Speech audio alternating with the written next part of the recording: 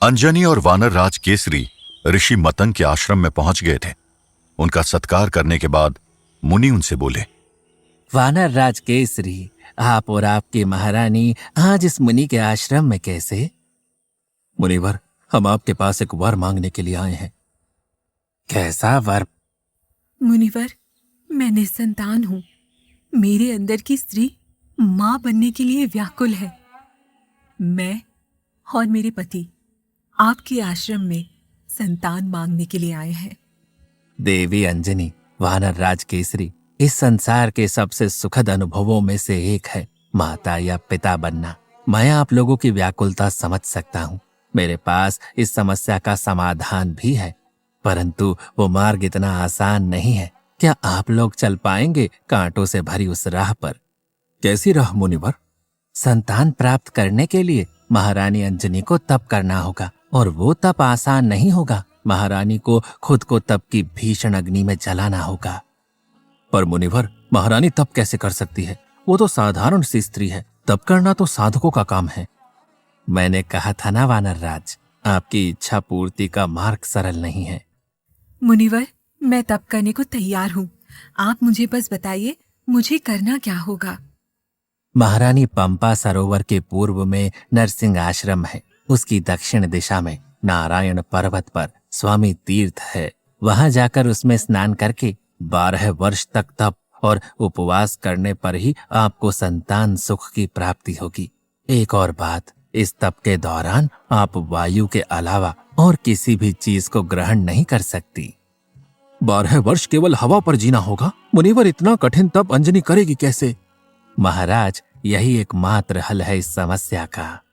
मां बनने के लिए अगर मुझे आजीवन भी निराहार रहना पड़े तो मुझे स्वीकार है। आप लोग मुझे आज्ञा दीजिए।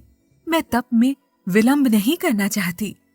उस दिन के बाद से अंजनी संतान प्राप्ति के लिए घोर तप में लग गई। वानर राज केसरी को अपनी पत्नी की चिंता होती थी। उन्हें इस बात की चिंता भी थी कि अगर अंजनी अपने तप में सफल नहीं हुई तो उनका मनोबल टूट जाएगा। लेकिन वो इस बात से अनजान थे कि अंजनी के पिता को स्वयं महादेव का आशीर्वाद था कि उनके घर तेजस्वी पुत्र का जन्म होगा। उनके तप का परिणाम निश्चित था। समय केवल उन दोनों की परीक्षा ले रहा था।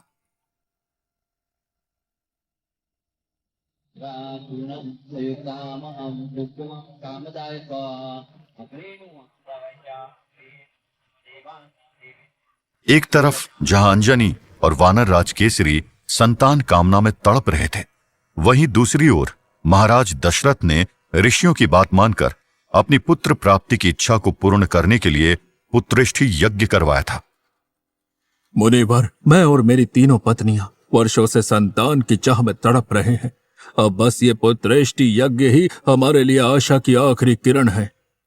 मैंने कहा था ना, ईश्वर साहब देख रहे हैं, वो आपकी कामना पूर्ण करेंगे। अब ये खीर आप अपनी तीनों रानियों को खिला दीजिए। ऋषि के उतना कहने पर महाराज दशरथ ने वो खीर का पात्र लिया और उससे अपनी तीनों रानियों में उस खीर को बांटने लगे। देवी कौशल्या, खीर का ये भाग आपके लिए। देवी सुमित्रा, ये भाग आपके लिए। देवी कैकेयी, ये भाग आपके लिए है। महाराज दशरथ से खीर लेकर जैसे ही कैकेयी उस खीर को खाने वाली थी, वहां एक पक्षी आ गया। उस पक्षी ने कैकेयी की हथेली पर चोंच से वार किया, जिसके कारण उनके हाथों से वो खीर गिर गई। मेरे हिस्से की खीर तो गिर गई। क्या इसका मतलब मैं निसंतान रह जाऊंगी?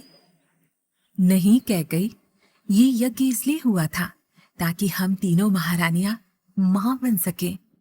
फिर तुम निसंतान क्यों रहोगी? ये लो, मेरी खीर का कुछ भाग तुम ले लो। सच दीदी? हाँ, क्यों नहीं? कुछ मेरे हिस्से की खीर भी ले लो तुम। ये कहकर कौशल्या और सुमित्रा दोनों ने अपने अपने हिस्से में से थोड़ी थोड़ी खीर कैकेयी को दे दी। सब लोग उन तीनों रानियों के प्रेम को देखकर मंत्रमुग्ध रह गए थे, लेकिन किसी की भी नजर उस पक्षी पर नहीं पड़ी जिसने कैकेयी को चोंच मारकर उनकी खीर को गिराया था। उस पक्षी ने खीर का कुछ हिस्सा अपनी चोंच में भरा और वहां से उड़ गया। वो उस पर्वत पर पहुंचा जहां पर अंजनी, कई वर्षों से तप कर रही थी। ओम नमः शिवाय। ओम नमः शिवाय।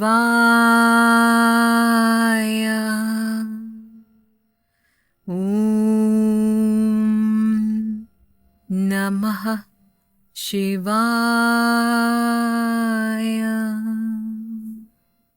उस पक्षी ने खीर को अंजनी के हाथों पर गिरा दिया।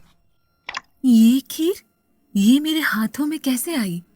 क्या मुझे इस खीर को खा लेना चाहिए? लेकिन मैं तो वर्षों से केवल वायु पर जीवित हूं। मैं अपना ये व्रत कैसे तोड़ सकती हूं? अंजनी दुविधा में थी, लेकिन तभी उन्हें एक आभास हुआ। मुझे लगता है किसी दिव्य शक्ति ने इस खीर को मेरे हाथों पर गिराया है, इसलिए मुझे इसे ईश्वर का प्रसाद समझकर ग्रहण कर लेना चाहिए।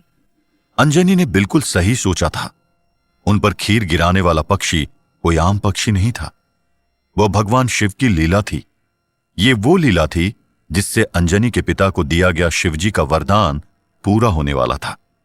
ये वो लीला थी जिससे धरती पर उनका जन्म होने वाला था, जो राम को सबसे प्रिय होने वाले थे।